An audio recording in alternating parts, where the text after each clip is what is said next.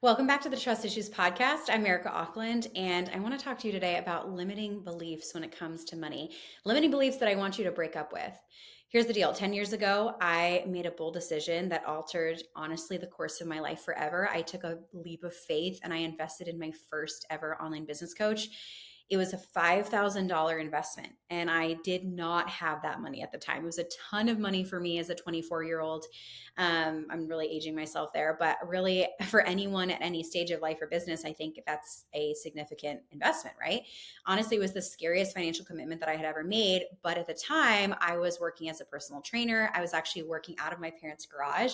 I was training clients who would come and come to my parents' house, and I'd train them out of there. But I was just like really driven to get out of this daily grind of working with clients one on one. I knew that there was another way for me to make money. I knew that there was a way for me to create a online business and a personal brand. And I just knew deep down that my current path that I had been on then was not going to lead me to the freedom that I wanted. But the truth is that like I had a major obstacle at the time. My relationship with money was definitely deep seated in fears and limiting beliefs, and this belief that like the harder that I worked, the more money that I would make. So I was just like grinding all the time. I also believed that money, didn't grow on trees. I was taught so many of these things that I think we're all taught about money that had me constantly worried. I also just worried that money was going to run out. I think that was one of my biggest fears, is like, I'm going to run out of money. I just felt like all the financial decisions that I was making was just out of fear because it was going to run out one day and then I would be left with nothing. And, I just really had to learn through so much trial and error and some things that I'm going to talk about with you today, how to have more confidence around my finances, how to like believe in myself when it came to trusting myself to make financial decisions like an investment like that, how to have more clarity around like what money actually meant to me and what the truth is about money. Like we are all taught so many different things about money, but not all of them are actual truth. But that investment that I made in my business coach, it really marked a turning point for me. It forced me to confront and dismantle a lot of limiting beliefs that I had. And today I'm here to share with you how I transformed my money story and ultimately my life. So as I reveal some strategies for you, honestly, three very powerful strategies that I use to break free from scarcity thinking and pave a way to a life of financial abundance and freedom and just personal fulfillment and not having those stories anymore. As I share all these things, I just invite you to assess, what are your limiting beliefs that you have around money? What are the things that you believe about money, that you believe to be true about money? Because I truly believe that money is just energy. It's currency. It's not something that hates us or loves us. It's something that is available to all of us, but how we treat money is how it's going to show up in our life. And you can rewrite that story. You can rewrite it at any point, and it's not something that we hear often. We think that we are doomed to the same life that our parents had, or we're doomed to the same life we've been living, and that change is incredibly hard. And the truth is, change is hard. It's very, very hard to change our circumstances, not because money's not available or because the world is out to get us, but because of what we believe in our mind. And that is always going to be the most challenging thing that will keep us where we are and from where we want to be. So let's dive into it. I'm going to give you my three simple shifts that you can start to make today with your money story. And hopefully, as you make these shifts, you will follow through with them. You will stick to them, because then what will follow is a different experience in your life ultimately. So let's go. All right, mindset shift number one is just recognizing the flow of money. Okay, so first and foremost, I talk about money like it's a river. Okay, it's not a reservoir. Money is not meant to stay stagnant. Money is not to be, hoarded. Money is meant to flow. And, you can't actually just like financial literacy 101, you can't actually make the money that you want to make by just, or like live the a financially free life that you want to live just by saving your money. You can't save your way to wealth. Okay. We all know that most savings accounts are not going to accrue very much interest, and you need to learn how to invest strategically. And personally, for me, there's different ways that when I say we, myself and my husband, we've learned to invest, and it's come from a place of like having to have a lot of trust, for sure, because when you are going to spend money in something and you're expecting it to come back to you, multiplied, there's a level of trust there that has to happen. But this is understanding the flow of money. It's understanding that money, it will come back to you when you give it out, when you pour it out. Something that we really started to do after we started to change our financial situation is investing. My husband started getting interested in investing in certain stocks and crypto, and he knows all about those things. But one thing we also did was we invested in real estate. And, we made a big investment. We bought some property. And one of the things that was really cool for us to experience is that now we're actually about to that property that we invested, a couple 5 figures for sure. We invested in this property, in this land. Now it's going to turn around and become ultimately a multi-million-dollar project. And that has been so cool to see, because at the beginning, like when you buy raw land, there's like literally nothing on it. There's not like a building or anything, but we had a vision for it. And we knew that we had this cash and we had this income, and we're like, okay, well, we want to do something with it. We just don't want to just store it away. It's not going to grow if it just is in our bank account. And that was one of the best things that we did, was invest in that real estate. Another thing that you can invest in is education. And I'm really big on this. I've invested in courses and coaches and mentors to help me grow my business. Actually, earlier this year, I invested over $24,000 in a mentorship program for a year so that I could work with a mentor to teach me things that I wanted to learn so that I could grow. And, I've learned so much. Like it's literally like blown my mind how much it's taught me. And, I think that's something to consider too, is like, you don't always have to invest necessarily in the stock market or whatever.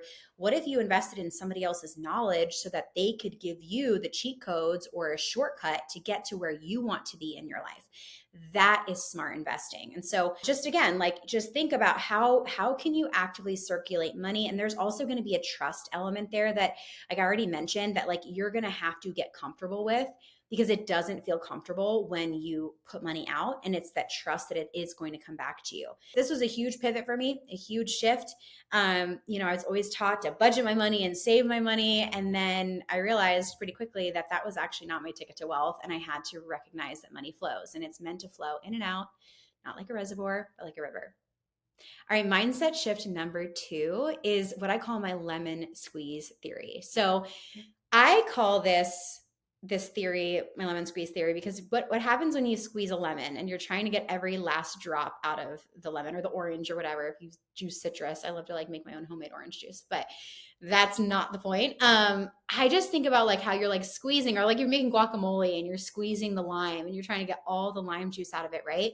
That's kind of how I see my relationship with money. And when I trust myself to make an investment, so say I am going to hire a coach or I'm going to join a program, I trust myself because I know that I'm going to extract the maximum value out of what I'm doing in order for it to be worth it for me. So, you can't control what the outcomes are going to be always, but you can control how you show up for something.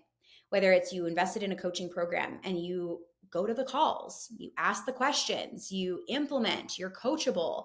You are the person who's like the squeaky wheel gets the oil. Like you're that person who's going to squeeze every drop out of that lemon and be the first to implement, the first to take action. I joined this program and I work with a strategist, and he was like, holy cow, you're taking so much massive action. Like, what? And I was like, this is just how I do. Like, it's how I do things. This is my operating mode, because like I invested. Like, I'm not just going to be here and like absorb information and not do anything with it, right? So I think this is really important for you to create trust with yourself when it comes to financially making decisions. You're going to follow through. You're going to do the thing. It's like, it doesn't matter what it is. If you invest in a coaching program or you go and invest in an ATM business, you better go around and get in your car and drive around to all the local grocery stores in your area and ask them if you can put your ATM there. Like, do the work, actually do the work to squeeze every drop out of that so that the money can come back to you. The money can come back to you because money, it wants to flow. Money wants to be circulated. But if you're not willing to be fully immersed in making that happen, you're not going to get those tangible returns, right? So you have to be the catalyst, and then money will work in your favor. So this approach has just been honestly so instrumental for me to like accelerate my growth and see results fast. And like, that's the thing too, is like, I always trust myself that like I can make things happen pretty quickly. So I never really worry too much about like, oh, can I like make this money back? Or, oh, like, is this going to work for me? Those questions don't pop up in my mind because I know I'm going to do whatever I have to do for it to happen. And when I take action in that way, it just flows. It's like magnetic and it doesn't feel scary. So this is something I've trained my brain on over time. But I think a lot of times when I hear people who are afraid to make investments in things is because they don't believe in themselves. And if you don't believe in yourself, well, that's the main problem. It's not that the program's not going to work or the business isn't going to work. Like almost anything can work if you're willing to make it work, right? Okay, mindset shift number 3. So this is about reflecting money's reflection. So it's understanding that money is a mirror. It's a mirror for everything that you say and everything that you do. If you want money to change in your life, you need to change how you talk about money and how you treat money. You need to reframe the conversations that you're having, whether it's within yourself or in your home with your spouse or with other people about money. If you're constantly saying things like, I can't afford that, or that's expensive, or, oh, wow, like that must be nice.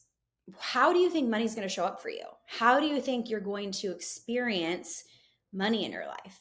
If that's how you talk about money, that's how you're going to make decisions about money, and that's how money's going to show up in your life. So for me, one of the first things that I started doing way back in the beginning, because one of the first books I ever read about money and just opening up my own mindset around money was, well, there's 2 books actually. Think and Grow Rich by Napoleon Hill and The Science of Getting Rich by Wallace D. Wattles. Both amazing books. Like, go run and read them now. And even if this is a whole new concept for you and it feels really foggy, just read them. Make yourself read them, make yourself reread them until it clicks and until you get it, because it won't make sense probably the first time, or maybe even the first 2 times, 3 times, but eventually you're going to start to get it. And one of the things that I learned in these books was about how I was talking about money and how I was my biggest bottleneck. That money is available. Like, there's other people out there making money all the time, doing things that are normal things. People who have less skills, who are maybe like less equipped, but they're making money and it's working out for them. So like, why not me? And so I realized that I was the problem. I was the problem because I was constantly complaining, or I was like seeing things with so much scarcity. And I was in a place of just like not believing what was available to me. So what I started doing, what I actually did was I would wear a rubber band around my wrist. And this is like kind of morbid, but I would wear a rubber band around my wrist. And anytime that I caught myself saying something negative about money, I would just like gently snap the thing on my wrist, the rubber band. And I just be like, it was just like kind of like a habit trigger. And I would just like snap it. And I'd just be like, no, reframe. Like if I would say like, I can't afford that, I'd be like, I'm so available to afford that. Or I would say something like, instead of being like, that's too expensive, I'd be like, it's worth the value, or like that's just very valuable, instead of saying the negative, the scarcity thing. And even though my situation at the time, like when I did this, when I'm telling you the situation I was in, okay, my husband and I, we were living in a townhouse.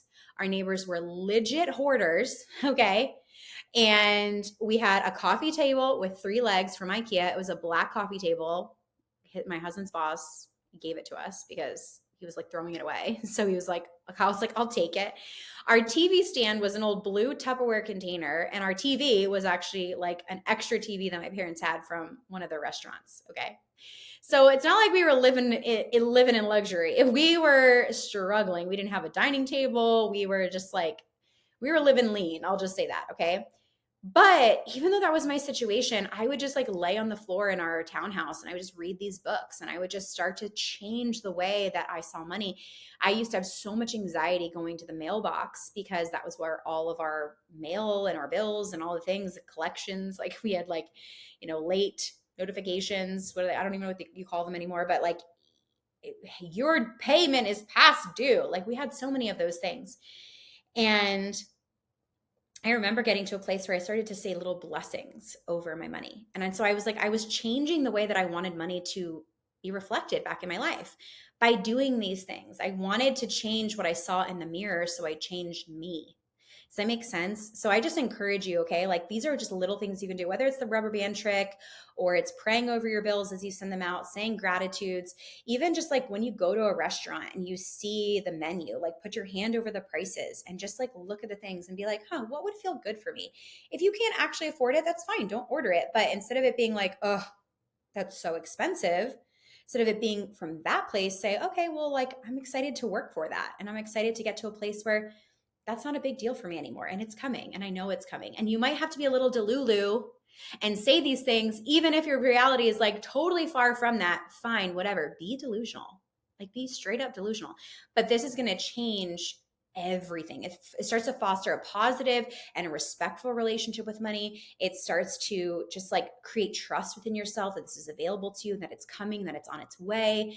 And it really starts to attract opportunities to you because everything is energy. And you know those people you have met before who are like operating in this energy of like abundance. And you're like, oh, they're just magnetic. Like, you know, those people, right? Versus the other people who are like, every time I'm around them, like I'm exhausted. Like I don't want to be around that person anymore. Like, oh, like what a drag. You know the difference between that. So how do you want to be with money? Well, like you change yourself in the mirror first and everything else will change. So those are my 3 really simple, but so effective strategies for how you can shift your mindset around money today. And my challenge for you is as I'm wrapping up this episode, is I just really want you to ask yourself, each and every day, because it's like, just like you would work on a relationship with a friend or with your spouse or with your kids, you have to work on this relationship with money. It's not all going to transform overnight. It takes little 2 millimeter shifts, to, a habit that you swap, and that you catch yourself in, and then you say, oh, I'm going to like course correct here. Like that's not working for me anymore. You just have to know that it's a process. Okay. And so if you are available for the process and you adopt this, like, you understand that money has to come and go, you make an investment in yourself. I don't know, like, put some money away in an investment account or go buy the course that you've been thinking about or invest in yourself in the coach. Like, I don't know, do something that is going to say to yourself, like, I'm going in this direction, squeeze every drop out of that lemon, start changing the way that you talk about it and talk about money and how it shows up for you, and start seeing how like things start to shift for you. Like it will. It's like, it's literally almost impossible. If you change, the things around you must change. So I hope this resonates with you. I hope this is inspiring to you. And I hope that you'll take those actionable steps, towards your own fulfillment, towards your own abundance. Just don't forget that you are in control of the reality that you are in right now. No matter how much it may seem like you are not, you actually need to give yourself credit because you have a lot more power than you think you do. And, if you are just desiring a totally different financial situation and you are ready to monetize your online platform, monetize your audience, you want to launch your first online course, you're ready to make a significant income online, the cool news is that if you have a cell phone, if you have a platform, a free Instagram account, you can do this. And I actually recorded a free workshop. It literally walks you through my 0 to 100K strategies on how to literally take, even if you're starting your business from scratch. If you're a creator or if you're a coach, this is specifically going to help you so much on how to turn your audience into raving fans who buy what you sell, how to sell your digital products in your online courses, and how to also automate that process so you can make money in your sleep. Head over to trustissues.co/workshop. And my workshop is completely free. You can watch it. You're going to get a lot of insights out of it. It will also give you a sneak peek into my group mentorship program. If you've ever wanted to have a mentor who has understood where you've been and who is going where you want to go and who is where you want to go, I'd love to invite you. Just come check out the workshop. It'll give you more insights on how you can actually take the tangible steps, because the mindset is so important. But then the other part of it is the actual steps to make it happen. So head over to trustissuespodcast.co/workshop. And if you love this episode, you can go ahead and subscribe and leave a 5-star review. It does help me get my message to more people who need it. So I appreciate you, and I'll see you next time.